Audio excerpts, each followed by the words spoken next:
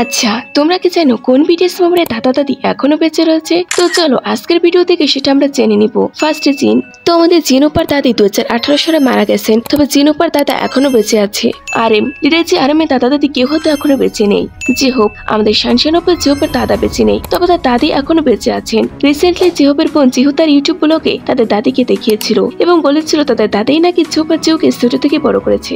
Jimmy তো আমাদের cute মিষ্টি জিমিনুপ্পা তার দাদা দাদির সম্পর্কে কোনো কথা এখনো আমাদের বলেনি।